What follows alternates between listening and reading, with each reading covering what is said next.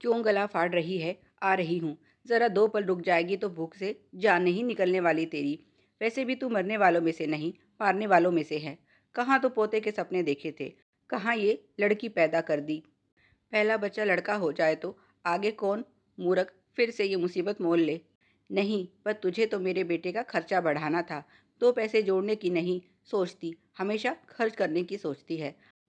लता देवी अपनी 7 दिन की प्रसूता बहू नीरा से बात कर रही थी, जो बड़ी देर से नाश्ते की राह देख रही थी और अब लगभग 12 बजने वाले थे।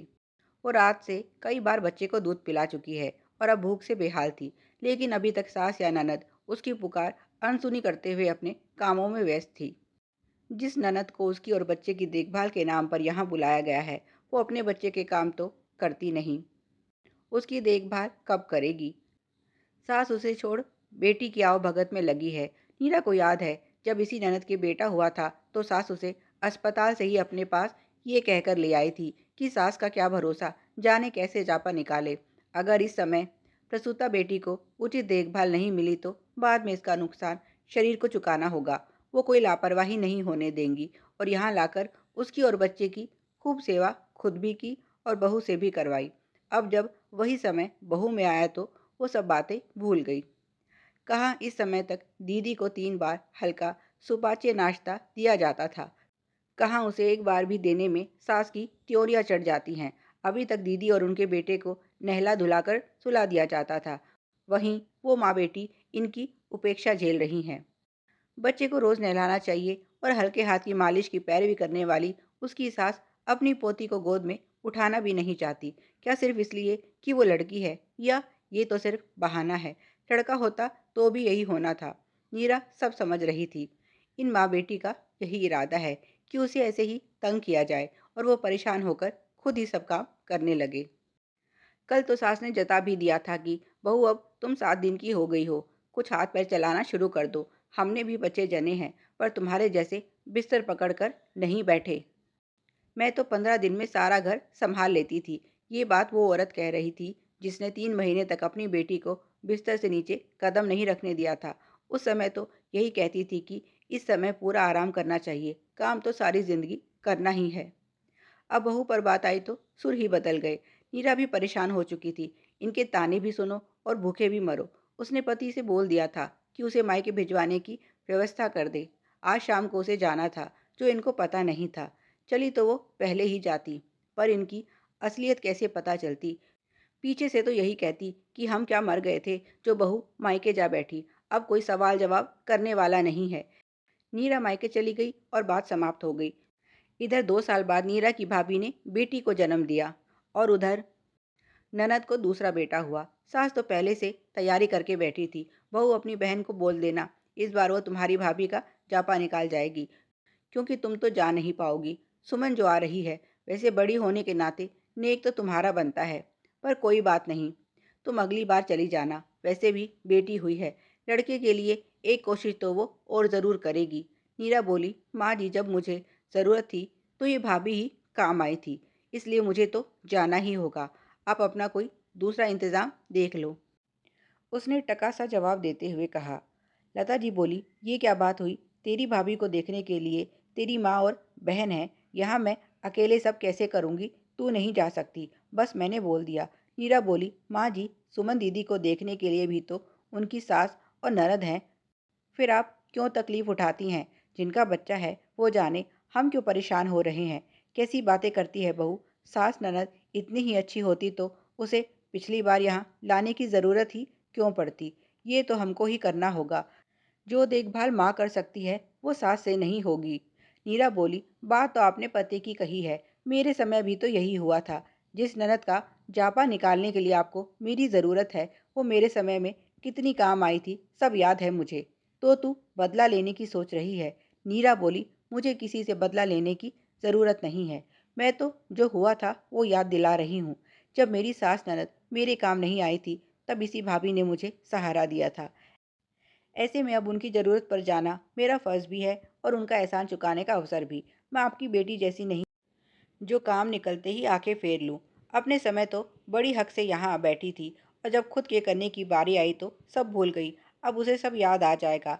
साथ ही आपको भी आगे के लिए सबक मिल जाएगा कि बहू हो या बेटी, इस समय हर रिश्ते से बड़ा इंसानियत का रिश्ता होता है, जो अब तो आपको याद आ रहा है, पर मेरी ज़रूरत में भूल गई थी।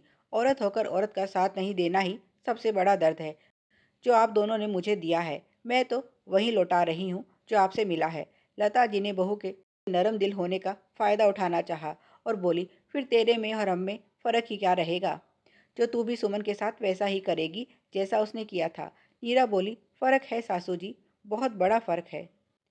मैं उसके काम आने जा रही हूँ जो मेरे काम आई थी, और आप उसके काम भी नहीं आ सकी जो कभी आपके काम आई थी।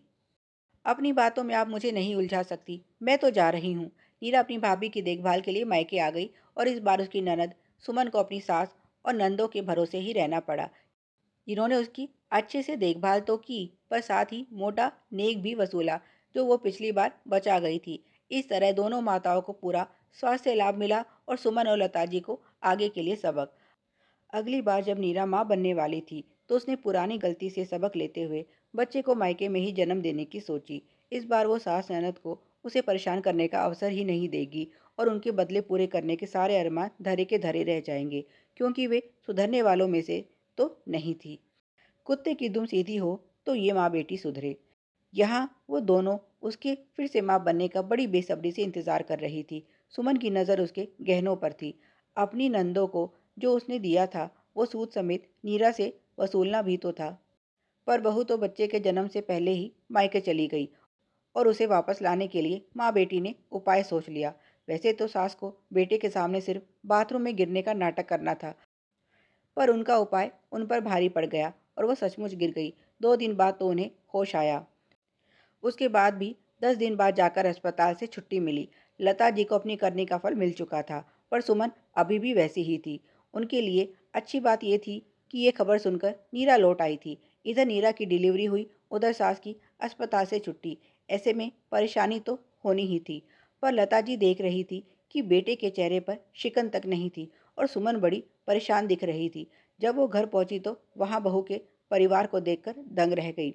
उसके पिताजी को छोड़कर सब वहाँ थे। उसका भाई, भाभी, माँ और बहन तक वहाँ थी। उन्होंने सुमन से धीरे से पूछा, ये सारी पंचायत यहाँ क्यों है? तब सुमन ने बताया, माँ, भाभी अकेले नहीं आई है, बल्कि पूरे मायके को साथ लाई है। जब से तुम हॉस्पिटल में हो, तब से ये लोग यहाँ हैं। बेटा सामने खड़ा था, इसीलिए लता जी कुछ बोल नहीं पाई।